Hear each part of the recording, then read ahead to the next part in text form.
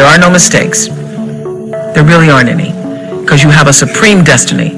When you're in your little mind, in your little personality mind, where you're not centered, where you really don't know who you are, that you come from something greater and bigger, that we really all are the same. When you don't know that, you get all flustered. You get stressed all the time, wanting something to be what it isn't. There's a supreme moment of destiny calling on your life. Your job is to feel that, to hear that, to know that. Virtually everyone important in my life, my family, my teachers, my girlfriend, wanted me to be a doctor. Over time, their dreams became my dreams. They convinced me I should be a doctor. But as hard as I tried, I couldn't do it. After a few difficult and unhappy years as a pre-med student, it became painfully clear to me that I did not like the courses I was taking. And sometimes when you're not listening, you get taken off track. You get in the wrong marriage, the wrong relationship, you take the wrong job. Yeah, but it's all leading to the same path. There are no wrong paths. There are none. There's no such thing as failure, really, because failure is just that thing trying to move you in another direction. So you get as much from your losses as you do from your victories, because the losses are there to wake you up. The way through the challenge is to get still and ask yourself, what is the next right move? Not think about, oh, I got all of this stuff. What is the next right move? And then from that space, make the next right move and the next right move. And not to be overwhelmed by it, because you know your life is bigger than that one moment. You know you're not defined by what somebody says is a failure for you, because failure is just there to point you in a different direction. I was 21 years old when I dropped out of college, packed everything I owned, jeans, t-shirts, leather jacket, guitar, into my car, and drove from Chicago to Berkeley, California. During my California springs and summers, I spent most of my days in the high Sierras in Yosemite Valley, working as a river guide and a rock climbing instructor. I loved those jobs, but unfortunately they didn't pay that well. So I also got a job working a couple of days a week as a computer programmer back in Berkeley. I had learned to program in college. I didn't love programming, but it was fun and I was good at it. And computer programming gave me the same kind of satisfaction as solving math problems and playing chess, both things I enjoyed before I became a confused teenager. I did not have a rich father. Not from, well-educated. I said I tried 3 times for university. All failed. For the last time, I went to the teacher's college, which was considered the 3rd or 4th class of my city. I applied for Harvard for 10 times. All failed. They don't even want to see me. Terrible. And I think that is a normal life, right? And I believe that it was so difficult at that time. I was so frustrated because I taught in the university. My pay was $10 a month. It was not easy, but I believe that something is waiting for me there. And I have to work hard to prove myself. So that was the tough experience. At this point in my life, I thought I was making real progress on my journey of self-discovery. I had found a cause. I had a couple of jobs that I love, and one that was fun and paid the bills. I was pretty happy with my life. My wife was not. What she saw was a college dropout who spent too much time in the mountains doing foolish things. She wanted me to work full-time as a computer programmer or go back to college and finish my degree. We compromised. Sort of. I started taking classes at UC Berkeley. I took several classes, but the only one I can remember was a sailing class taught at Berkeley Marina. Nobody believed that I could be successful because everybody say, well, this guy think differently, think crazily. They think about something never work. In 1994, discussed that I'm going to do something called internet. And 23 of them against it. They said, this is a stupid idea, right? We have never heard about internet. And you know nothing about computer. Why you want to do the computer? So, what I agree with, as I said, I believe it because I saw the computer in 1994 when I went to the USA. I think this thing could be big. I never thought it would be that big like today. I'm lucky to know a lot of famous people.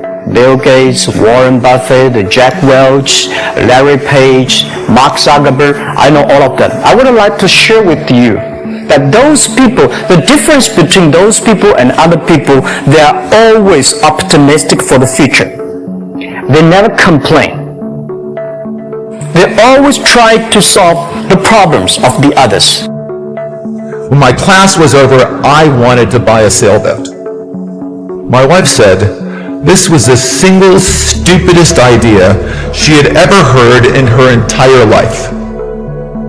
She accused me of being irresponsible, and she told me I lacked ambition. She kicked me out, and then she divorced me. This was a pivotal moment in my life. Once again, I was unable to live up to the expectations of others.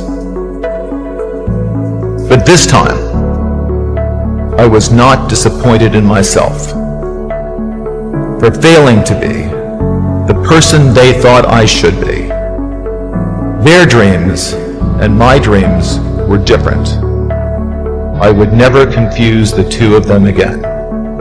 Throughout my 20s, I continued experimenting, trying different things, racing bikes and boats and constantly changing jobs.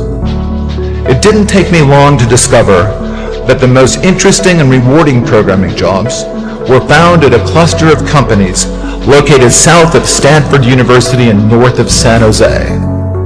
Silicon Valley was in its infancy. There are many more ways to fail than to succeed. So you have to explore, particularly like for a rocket, there's like 1,000 ways a thing can fail and like one way it can work. So you could have a lot of rocket failures to explore all the ways in which you could fail. But I do think that one great thing about Silicon Valley is that failure is not a big stigma. So it's like if you try hard and it doesn't work out, that's okay. Like you can learn from that and do another company, and it's not a big deal. And I think that's really one of the great things about Silicon Valley. I thought all those so-called computer experts were wrong. And when you start telling people that all the experts are wrong, at first they call you arrogant, and then they say you're crazy. So remember this, graduates. When people start telling you that you're crazy, you just might be onto the most important innovation in your life.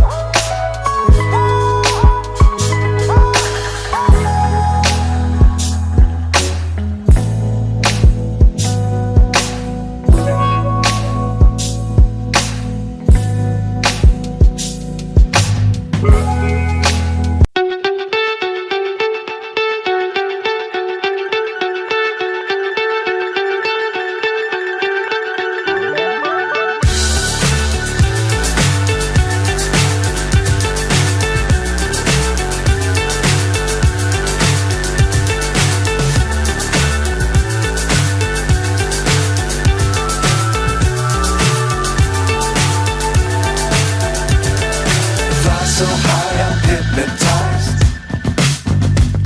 What's up is down, what's left is right. Chasing stars and holding you. I can't see the end, but we'll see it through.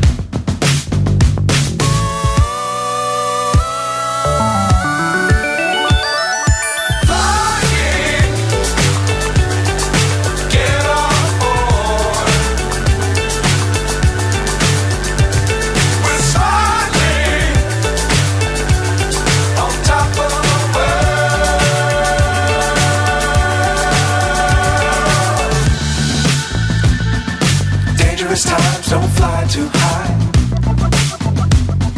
Be sure to keep the ground in sight. Fly forever if you keep it tight. Love the world but keep the sky on your mind.